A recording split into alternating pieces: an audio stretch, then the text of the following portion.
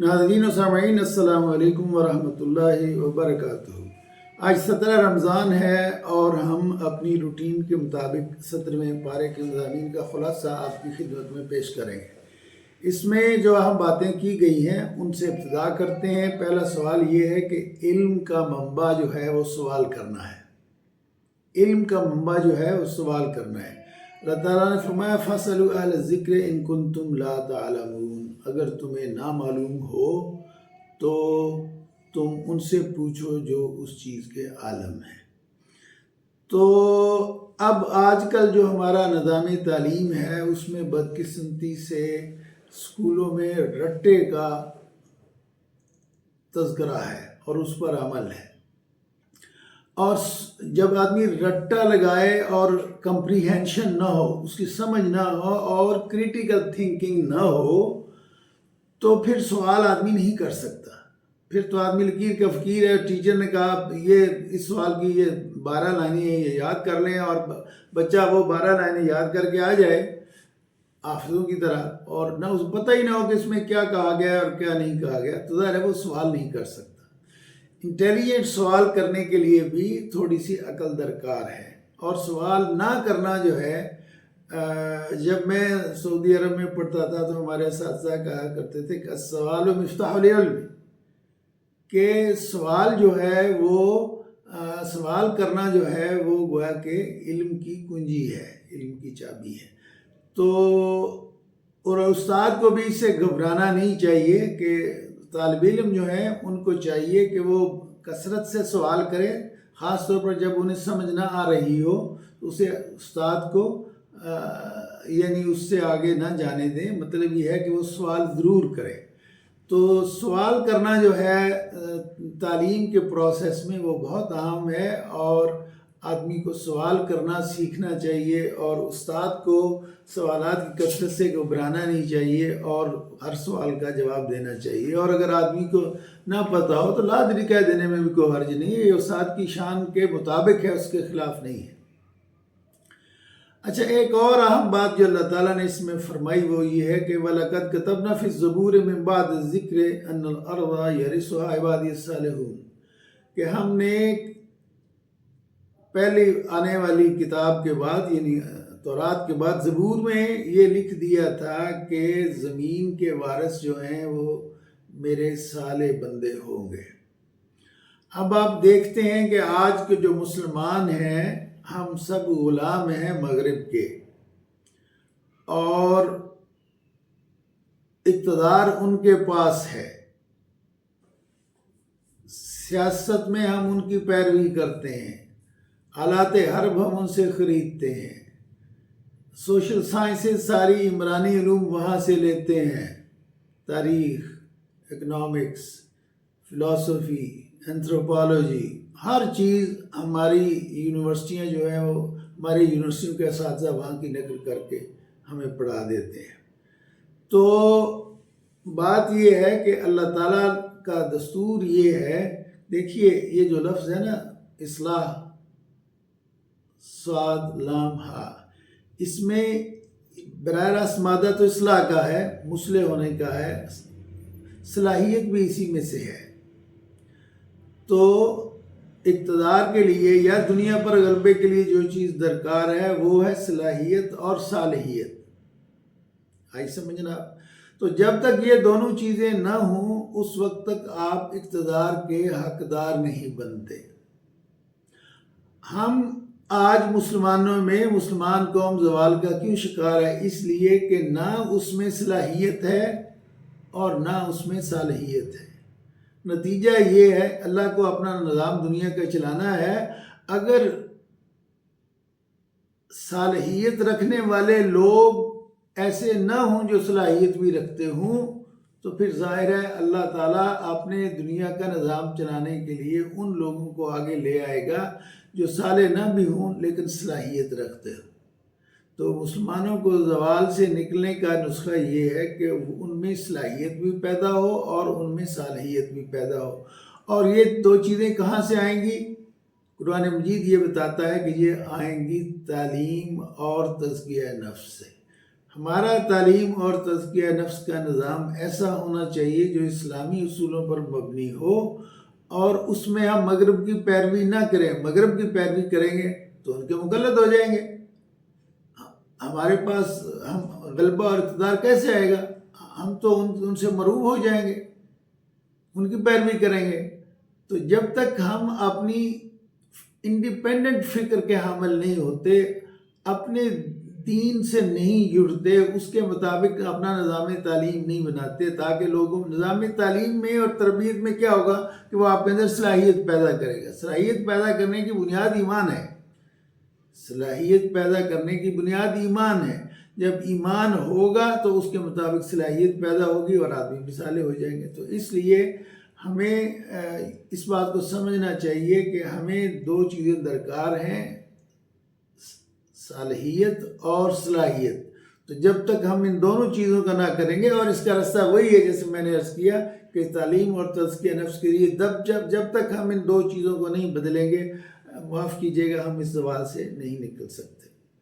اگلی بات جو فرمائی کہ اللہ تعالیٰ نے تخلیق کے بارے میں فرمایا وَجَعَلْنَا فِي الْأَرْضِ رَوَاسِيَ أَن تَمِيدَ بِهِمْ جَعَلْنَا فِيهَا فِجَاجًا سُبُلًا لَعَلَّهُمْ يَهْتَدُونَ، کہ زمین اور آسمان ملے ہوئے تھے، ہم نے انہیں الگ کیا۔ اچھا، آج کی جو بگ بینگ تھیوری ہے، جو تخلیق کے بارے میں مختلف مغرب میں جو تھیوریاں چل رہی ہیں، جن میں سے ایک بڑی تھیوری بگ بینگ کی بھی ہے، اس سے بھی یہی پتہ چلتا ہے کہ ایک انفجار ہوگا جس سے کہ چیزیں الگ الگ ہو جائیں گی۔ تو اللہ تعالیٰ بھی یہاں یہی فرما رہے ہیں کہ زمین اور آسمان ایک تھے تو ہم نے ان کو الگ الگ کیا۔ دوسرا ہے کہ یونیورسل اصول اللہ تعالیٰ نے یہاں فرمایا، اور وہ یہ ہے کہ ہم نے ہر چیز پانی سے پیدا کی ہے۔ ہم نے ہر چیز پانی سے پیدا کی۔ تو آپ دیکھیے، یہ آج کی سائنٹیفک حقیقت ہے۔ اللہ تعالیٰ نے تو 1450 برس پہلے بتا دیا تھا۔ آج ہم سائنس کے ذریعے بھی اس کو سمجھ سکتے ہیں کہ جس کوئی جانور لے لیں، نباتات لے لیں، چرند پرند لے لیں، کہ پانی کے بغیر کوئی جاندار زندہ نہیں رہ سکتا، اور جو چیز بھی اللہ نے بنائی ہے اس کی بنیاد میں پانی موجود ہے۔ تو پانی سے اللہ تعالیٰ نے ہر چیز پیدا کی ہے۔ یہ اللہ تعالیٰ اپنی قدرت کا اور اپنا جو سلسلہ ہے تخلیق کا، اس کے بارے میں فرما رہے ہیں۔ اور ایک بات یہ فرمائی کہ ہم نے زمین کو تخلیق کرنے کے بعد اس میں پہاڑ پیدا کیے۔ دیکھیے، یہ جو پہاڑ ہیں یہ زمین میں گویا میخ کی طرح گڑے ہوئے ہیں، جو کہ اس کو ادھر ادھر ہلنے نہیں دیتے۔ تو یہ پہاڑوں کی حکمت ہے، اور صاف ظاہر ہے کہ اگر پہاڑ نہ ہوں تو شاید زمین کا نظام اس طریقے سے جو ہے وہ نہ چل پائے۔ اس لیے پہاڑ بنانا بھی، پہاڑوں کو زمین میں گاڑ دینا بھی، اور پہاڑوں کی یہ بھی بات یاد رکھیے کہ جس طرح پہاڑ اوپر ہوتے ہیں نیچے بھی ہوتے ہیں، تو زمین میں اتنے گہرے گڑھے ہوتے ہیں کہ زمین گویا کہ اس کو قابو کیے ہوئے ہیں۔ آگے اللہ تعالیٰ نے فرمایا اُذِنَ لِلَّذِينَ يُقَاتَلُونَ بِأَنَّهُمْ ظُلِمُوا، جن لوگوں پر ظلم ہو انہیں جہاد کی اجازت ہے۔ جن لوگوں پر ظلم ہو انہیں جہاد کی اجازت ہے۔ میں کوشش کر رہا ہوں کہ ہم جو قرآن کریم پڑھتے ہیں، ہم اپنے عصری مسائل کی، ہم ان قرآنی ہدایات کی روشنی میں اپنے عصری مسائل کو بھی پیش نظر رکھ کر دیکھیں۔ آج دیکھیے، مثلا فلسطین ہے، غزہ میں، اگر جب وہ مظلوم ہیں اور اسرائیلی یورپ اور امریکہ کی مدد سے ان کو مار رہے ہیں، قتل کر رہے ہیں، تو یہ جہاد ہے۔ یعنی جہاں مسلمان مظلوم ہوں ان پر جہاد فرض ہے، جہاں ان پر ظلم ہو رہا ان پر جہاد فرض ہے۔ کشمیر کے مسلمانوں پر بھی ہے، چچنیا پر بھی ہے، جہاں بھی مسلمانوں پر ظلم ہو رہا ہے وہاں ان پر جہاد فرض ہے۔ اور صرف انہی کے لیے نہیں، سارے مسلمانوں پر جہاں بھی ہوں ان کی ذمہ داری ہے کہ وہ اس جہاد میں کسی نہ کسی صورت میں شریک ہوں، مالیات سے ان کی مدد کریں، افراد سے مدد کریں، اسلحہ دیں، کچھ کریں۔ تو مسلمان امت جو ہے، اگر اس بات پر یقین کر لے کہ ہمیں جب جہاں کہیں بھی مسلمانوں پر ظلم ہو وہاں جہاد کیا جائے تو یہ شاید ہماری صورت بہتر ہو سکتی ہے۔ اچھا، ایک اور بات یہاں اللہ تعالیٰ نے فرمائی وہ یہ ہے کہ انسان کے یہ جو اعضاء ہیں دیکھنے کے، آنکھیں جو ہیں، آنکھیں اندھی نہیں ہوتی بلکہ اللہ تعالیٰ فرماتے ہیں یہ دل ہے جو اندھے ہو جاتے ہیں۔ افلم یسیروا فی الارض فتکون لهم قلوب یعقلون بها او آذان یسمعون بها فانها لا تعمى الابصار ولكن تعمى القلوب التي في الصدور۔ اچھا، لوگ آج کل ہمارے یہاں یہ سمجھتے ہیں کہ جو چیزوں کو سمجھنے کا آلہ ہے وہ عقل ہے، دماغ ہے، وہ دل نہیں ہے۔ قرآن حکیم بار بار فرماتا ہے کہ وہ دل ہے۔ یہاں فرمایا لہم قلوب یعقلون بہا ولیکن تعمی القلوب، یعنی دل اندھے ہو جاتے ہیں۔ دیکھیے جو جدید سائنس ہے پچھلے 1-2 دہائیوں میں، ہارٹ میتھ انسٹیٹیوٹ جو ہیں وہ امریکہ میں بن گئے ہیں، اور وہاں کے جو سائنسدان ہیں انہوں نے یہ ثابت کیا ہے کہ دل کا ایک اپنا سسٹم ہے فنکشننگ کا، اور دل کا دماغ سے رابطہ بھی ہوتا ہے، اور دل جو ہے بعض معاملات میں عقل کو ڈکٹیٹ بھی کرتا ہے اور وہ فیصلے بھی کرتا ہے، خصوصاً جذباتی امور میں۔ تو مثلا ایمان لانے کا تعلق جو ہے وہ دماغ سے زیادہ دل سے متعلق ہے، اسی طرح جتنے بھی جذبات ہیں ان کا تعلق دماغ سے زیادہ دل سے ہے۔ تو ہمیں یہ یقین رکھنا چاہیے کہ جو دل ہے انسان کا جب وہ ٹھیک ہو، نبی کریم صلی اللہ علیہ وسلم نے دل کی طرف اشارہ کر کے فرمایا کہ جب یہ عضو ٹھیک کرے تو سارا انسان جو ہے، انسان کے سارے اعمال ٹھیک ہو جائیں گے، اور اگر دل یہ خراب ہو تو پھر انسان کے سارے اعمال ہی خراب ہونا شروع ہو جائیں گے۔ تو ہمیں اپنے دل کی اصلاح کوشش کرنی چاہیے، اور اس کے لیے جو لوگ اس کے ماہر ہیں ان سے ضرورت ہو اگر تو ان سے مدد لینی چاہیے۔ اچھا، اس کے آگے حضرت ابراہیم علیہ السلام کا واقعہ آتا ہے کہ انہوں نے لوگوں کو سمجھانے کے لیے کہ توحید کیا ہے اور کیسے ہوتی ہے، تو انہوں نے پہلے زبانی بات کی اپنے والد سے بھی کہ بھئی تم یہ بتوں کو کیا پوچھتے ہو، یہ تمہیں کیا دیتے ہیں؟ تو انہوں نے کہا کہ بھئی ہمارے آبا اجداد یہ کام کرتے آ رہے ہیں اور تم ہمیں ان سے اس کے خلاف نہ بولا کرو۔ اس نے کہا اچھا میں دیکھتا ہوں کہ کس طرح تمہیں سمجھاؤں۔ تو ایک دفعہ جب وہ لوگ کسی میلے پہ گئے ہوئے تھے سارے لوگ، تو حضرت ابراہیم نے جا کے ان سارے بتوں کو توڑ دیا اور کلہاڑا جو تھا وہ بڑے بت کے پاس رکھ دیا۔ تو لوگ واپس آئے شام کو اس میلے ٹھیلے سے فارغ ہو کے، تو انہوں نے آ کے دیکھا تو دعائی مچ گئی کہ یہ ہمارے بتوں کو کس نے توڑ دیا۔ تو لوگ جو تھے وہ مشتعل ہو گئے۔ تو مجمع میں سے کسی ایک نے کہا ایک نوجوان ہے جس کا نام ابراہیم ہے، وہ اس طرح کی باتیں کیا کرتا ہے، ممکن ہے اس نے یہ کام کیا ہو۔ تو وہ لوگ جو ہے وہ جتھے کا جتھا آ گیا حضرت ابراہیم علیہ السلام کے پاس۔ انہوں نے کہا کہ یہ بت تمہارے تم نے توڑے ہیں۔ اس نے کہا تو میں نے کلہاڑا کہاں پایا؟ انہوں نے کہا بڑے بت کے پاس۔ تو انہوں نے کہا کہ ممکن ہے بڑے بت نہیں توڑے ہو۔ اب وہ پریشان ہو گئے، ان کو پتہ تھا کہ بت تو بولتے نہیں ہیں، بت تو ایک بت دوسرے بت کو توڑ نہیں سکتا۔ تو انہوں نے کہا کہ تم اپنے اس بڑے بت سے جا کے پوچھو۔ تو شرمندہ تو ہوئے لیکن ٹھیک تھے اپنی بات پر۔ تو انہوں نے کہا آپ کو پتہ ہے بت تو بولتے نہیں ہیں۔ تو اس نے کہا کہ جب وہ بولتے نہیں ہیں، تمہارا نفع نقصان نہیں کر سکتے، تو تم کیسے ان کو تم خدا کیوں مانتے ہو؟ تو انہوں نے کہا کہ اس کا علاج ہونا چاہیے، یہ جو آدمی ہے یہ اس نے بہت خطرناک کام کیا ہے، یہ ہمارے بتوں کو برا کہتا ہے اور اس نے اہانت کی ہے ہمارے بتوں کی، ہمارے خداؤں کی، اس کو سزا ملنی چاہیے، کڑی سزا ملنی چاہیے۔ وہ بادشاہ کے پاس گئے اور نمرود نے بھی کہا کہ ٹھیک ہے اس کو کڑی سزا ملنی چاہیے۔ چنانچہ آگ جلائی گئی اور اس میں یہ فیصلہ حکومت کی طرف سے ہوا کہ حضرت ابراہیم کو آگ کے گڑھے میں پھینک کر جلا دیا جائے، تو اللہ تعالیٰ نے آگ کو حکم دیا کہ ٹھنڈی ہو جائے اور اس کے لیے سلامتی بن جائے۔ تو وہ آگ کے اس میں سے یعنی یہ جو انہوں نے اپنی طرف سے سزا دی تھی، وہ اس سے بھی راحت اور سکون سے واپس باہر تشریف لے آئے۔ لیکن وہ لوگ جو اس بات پر بضد تھے کہ ہم اپنے باپ دادا کے دین کو نہیں چھوڑیں گے، وہ پھر بھی باز نہیں آئے، اور حضرت ابراہیم علیہ السلام نے طرح طرح سے ان کو سمجھانے کی کوشش کی، تو بالآخر انہوں نے وہاں سے ہجرت کر لی۔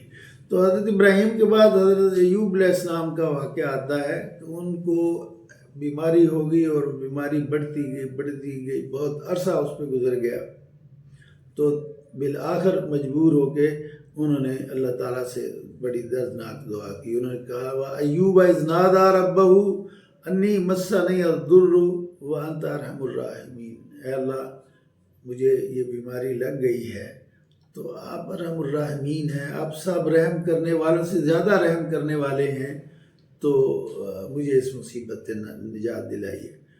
تو میرے ایک استاد تھے، انہوں نے یہ کہا کہ جب بھی تم بیمار ہو جاؤ تو یہ دعا کثرت سے پڑھا کرو۔ اس لیے میں اپنے سامعین سے بھی یہ کہتا ہوں کہ ظاہر ہے قرآن کے الفاظ ہیں اور ایک پیغمبر کی زبان سے ادا ہوئے ہیں، تو یقیناً ان میں برکت ہے، لہذا ہر وہ آدمی جو بیمار ہو یا اس کا کوئی عزیز بیمار ہو تو اسے یہ کہنا چاہیے کہ اللہ سے یہ دعا کیا کرے، کیا رب انی مسنی الضر وانت ارحم الراحمین، بار بار پڑھیے اس کو، اور اللہ تعالیٰ کے حضور عاجزی سے پڑھیے تو اللہ تعالیٰ ضرور آپ پر رحم فرمائیں گے۔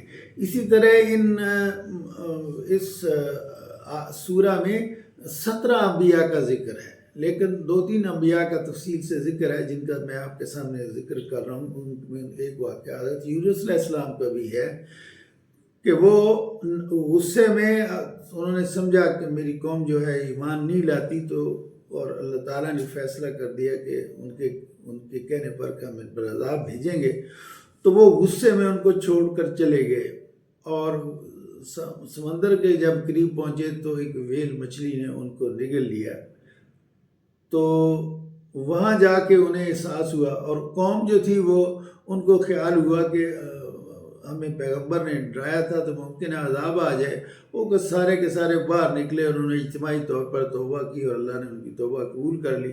ادھر یونس جو ہے وہ مچھلی کے پیٹ میں چلے گئے۔ آپ کو پتہ ہے ویل مچھلی اتنی بڑی ہوتی ہے اور اس کے دانتوں کے بعد اتنی کھلی جگہ ہوتی ہے کہ وہاں سالم آدمی کیا وہ بڑے سے بڑی چیز بھی وہاں وہ رکھ سکتی ہے اس کو ہضم کرنے سے پہلے۔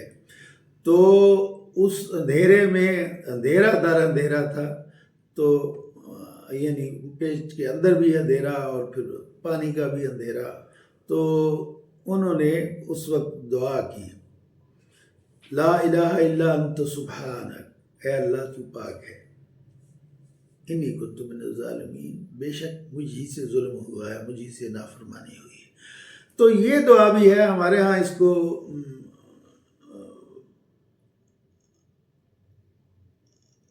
بعض لوگ پڑھتے تو اس کو ہیں، اس کا خیال تو کرتے ہیں، لیکن میں یہ سمجھتا ہوں کہ انتہائی مشکل میں جب آدمی پڑ جائے اور اس میں وہ بے بس ہو جائے تو اس کو حضرت یونس علیہ السلام کی طرح یہ جملہ جو ہے یہ بار بار پڑھنا چاہیے اور دہرانا چاہیے کہ لا الہ الا انت سبحانک انی کنت من الظالمین، اے اللہ آپ بڑے رحم دل ہیں، آپ بڑے محبوب ہیں، اور آپ پاکیزہ ہیں، اور میرا قصور ہے، مجھ سے ظلم ہوا ہے، مجھے معاف فرما دے۔ تو میں یہ سمجھتا ہوں کہ یہ جو ہے یہ آیت بھی کثرت سے پڑھنی چاہیے، اور تاکہ اپنے ہم سب جو ہیں گناہ گار ہیں، ہم سے کوئی نہ کوئی گناہ تو ہوتا رہتا ہے اور نافرمانی ہوتی رہتی ہے، تو ہمیں اللہ تعالیٰ کی طرف رجوع کرنا چاہیے اور اس کی تحمید اور اس کی عبادت کا ذکر کرنا چاہیے، اعلان کرنا چاہیے، اور اپنی کمزوری کا اظہار کرنا چاہیے۔ تو یہ جو آیت ہے یہ بھی اس قابل ہے کہ ہم اس کو مسلسل پڑھتے رہیں اور اپنے اوراد کا ایک مکمل حصہ بنا لیں، لا الہ الا انت سبحانک انی کنت من الظالمین۔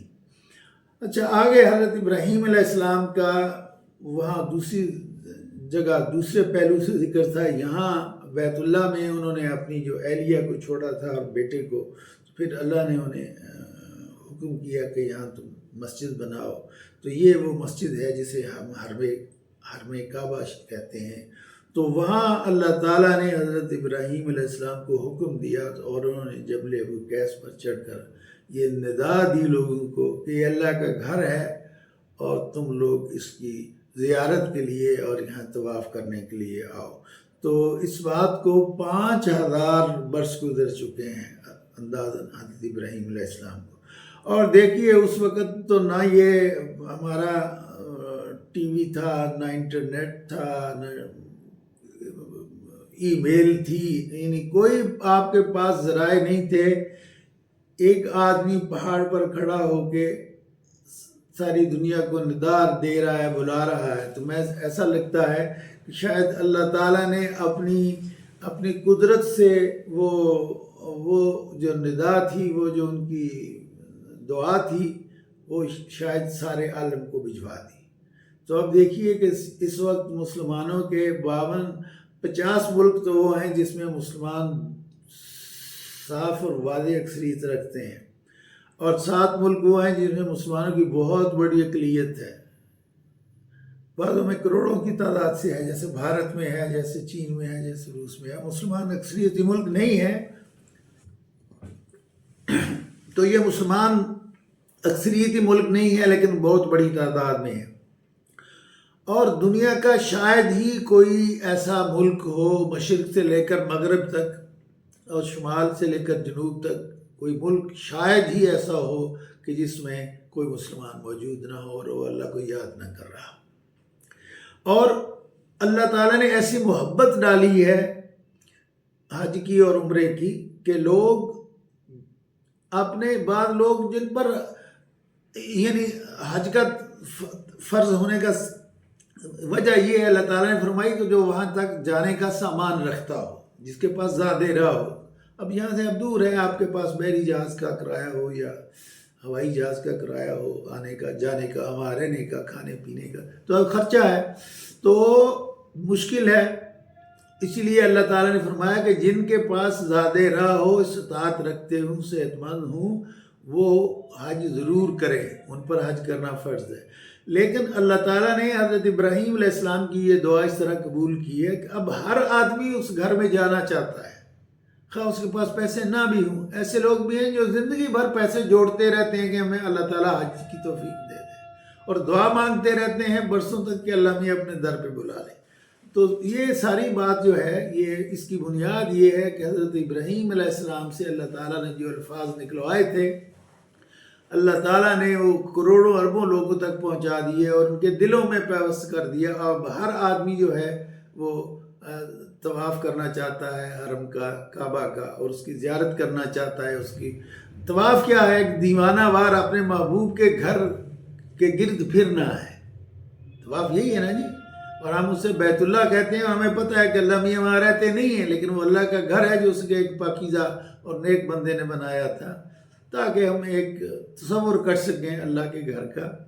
ظاہر ہے اللہ کی ہستی جو ہے مجرد ہے، ہم اس کا تصور نہیں کر سکتے۔ تصور تو ہم اس چیز کا کرتے ہیں جس کو ہماری آنکھیں دیکھیں، کسی کا آنکھ، ناک، منہ ہو، جسم ہو، تو ظاہر ہے اللہ تعالیٰ ان چیزوں سے پاک ہے، تو ہم اپنے رب تعالیٰ کا تصور نہیں کر سکتے۔ تو اللہ تعالیٰ نے فرمایا کہ تم یہ گھر ہے، اسے تم میرا گھر قرار دے دو، اور دنیا کو آواز دے دو کہ یہاں آؤ، یہ رب کا گھر ہے، اور یہاں آ کے اپنے محبوب کا گھر دیکھو، اس کا طواف کرو، محبوبانہ مجذوبانہ انداز میں اس کے ارد گرد پھرو، اور لبیک اللہم لبیک کی صدائیں بلند کرو۔ تو یہ ایک خاص حالت آدمی پر طاری ہو جاتی ہے جو آدمی حج پر جاتا ہے یا عمرہ پر جاتا ہے۔ تو اس کی بنیاد جو ہے وہ کیا ہے؟ وہ حضرت ابراہیم علیہ السلام کی وہ ندا ہے جو انہوں نے دی تھی، اور اللہ تعالیٰ نے اسے قبول فرما لیا۔ اللہ تعالیٰ مجھے اور آپ کو، جن لوگوں کو حج اور عمرے کی سعادت نصیب ہوئی، ہم نصیب نہیں ہوئی، ہم ان کے لیے دعا کرتے ہیں کہ اللہ تعالیٰ ان کو حج کی توفیق دے، اور عمرے کی توفیق دے۔ یہاں ایک اور چیز جو اللہ تعالیٰ نے فرمائی وہ یہ ہے کہ ہمیں شرک سے بچنا چاہیے، ہمیں شرک سے بچنا چاہیے۔ شرک کیا ہے؟ شرک یہ ہے کہ آدمی اللہ کے ساتھ دوسروں کو بھی شریک کرے، دوسروں کو بھی سمجھے کہ یہ الہی صفات رکھتے ہیں۔ تو اللہ کے ساتھ کسی کو شریک کرنا یہ بہت بڑا ظلم ہے، جبر ہے، زیادتی ہے، اور اس لیے اللہ تعالیٰ نے فرمایا کہ جو شرک کرے گا وہ اسے اللہ تعالیٰ معاف نہیں فرمائے گا۔ اور یہ اللہ تعالیٰ نے فرمایا کہ تم عجیب لوگ ہو، یعنی جن اللہ کے سوا جن لوگوں کو تم شریک کرتے ہو، بھائی وہ تمہارا کیا کام کرتے ہیں؟ وہ تمہارے نفع نقصان کر سکتے ہیں، تمہیں مشکلات سے بچا سکتے ہیں؟ کوئی کسی جن کو ہم جھوٹے خدا جو ہوتے ہیں وہ انسان کو کچھ بھی نہیں دے سکتے، کچھ بھی نہیں کر سکتے۔ تو اللہ تعالیٰ نے فرمایا یہاں اس آیت نے لن یخلقوا ذبابا، کہ وہ ایک مکھی بھی تو پیدا نہیں کر سکتے، چھوٹی سے چھوٹی چیز ہے، وہ مکھی بھی نہیں پیدا کر سکتے۔ مکھی پیدا کیا کرنا ہے؟ مکھی کوئی چیز ان سے لے جائے تو اسے واپس نہیں لے سکتے۔ تو مطلب یہ ہے کہ اللہ تعالیٰ جو ہے وہ خالق ہے، مالک ہے، رازق ہے، نافع ہے، ہادی ہے، تو اس کو اس کی توحید پر ایمان لانا چاہیے اور اس میں کسی طریقے سے شرک نہیں کرنا چاہیے۔ اللہ تعالیٰ نے یہاں توحید کے جو دلائل ان آیات میں دیے ہیں وہ 6 ہیں۔ فرمایا آسمان اور زمین دونوں ملے ہوئے تھے، اللہ تعالیٰ فرماتے کہ ہم نے دونوں کو جدا جدا کر دیا، ہم نے ہر جاندار چیز پانی سے پیدا کی، ہم نے زمین میں پہاڑ بنائے تاکہ وہ زمین ہلنے نہ لگے، ہم نے زمین میں کشادہ راستے بنائے تاکہ لوگ ان پر چلیں۔ اب تصور کیجئے کہ اگر یہ راستے اور سڑکیں نہ ہوں تو کیا بنے، ہم زندگی کیسے گزاریں اور ہمارا دوسری جگہوں پہ جانا کتنا محال ہو جائے۔ فرمایا ہم نے آسمان کو محفوظ چھت بنایا، اور اب دیکھیے کہ آسمان جو ہے وہ بالکل چھت کی طرح ہے اور اس زمین کو حفاظت میں لیے ہوئے، اور جس دن اللہ تعالیٰ چاہے گا کہ یہ حفاظت کا یہ قلعہ ٹوٹ جائے تو پھر آپ دیکھیں گے اللہ تعالیٰ فرماتے ہیں کہ تارے اور چاند اور سورج بکھر جائیں گے اور ٹوٹ جائیں گے اور ان کی کوئی حیثیت نہیں رہ جائے گی۔ اللہ تعالیٰ ہے جو آسمان کو ہمارے سروں پر ایک محفوظ چھت کے طور پر رکھے ہوئے۔ پھر اللہ تعالیٰ نے فرمایا کہ رات اور دن کا آنا جانا اور سورج اور چاند کا جو وقت پر اور ایک دائرے کے اندر گھومتے ہوئے ایک مسلسل جو اس کا نظام ہے، یہ اس چیز کی نشانی ہے کہ کوئی ایک ہستی ایسی ہے جس نے کہ یہ سارا نظام قائم کیا ہوا ہے۔ اور اس کے بعد جو آخری اہم بات اس پارے کے حوالے سے ہم کہتے ہیں کہ وہ اللہ تعالیٰ فرماتے ہیں کہ ہمارا سسٹم یہ ہے کہ ہم نے اس دنیا کو دارالعمل بنایا ہے اور آخرت کو دارالنتیجہ بنایا ہے، اور وہاں اللہ تعالیٰ فرماتے ہیں کہ ہم ایک میزان قائم کر دیں گے، یعنی جس طرح یہ ہمارے ہاں تولنے کے لیے باٹ ہوتے ہیں، اور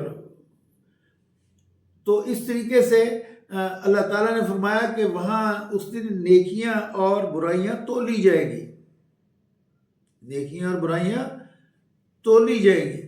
اب ہمیں یہ اندازہ تو نہیں ہے کہ وہاں وزن کس طرح ہوگا، لیکن وزن ہوگا اور ہمارے اقوال کا بھی ہوگا اور ہمارے افعال کا بھی ہوگا، اور ہر چیز کا وزن جو ہے وہ اللہ تعالیٰ دے گا۔ مثلا نبی کریم صلی اللہ علیہ وسلم نے فرمایا کہ ایک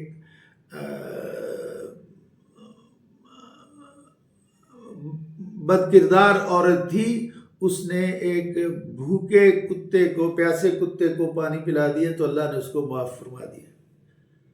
اور اسی طرح کے فرمایا اللہ تعالیٰ نے کلمتان خفیفتان ثقیلتان فی المیزان، یعنی سبحان اللہ سبحان اللہ العظیم۔ تو مطلب یہ ہے کہ کلمے چھوٹے ہیں لیکن اللہ تعالیٰ فرماتے ہیں کہ قیامت کے دن کا وزن زیادہ ہوگا۔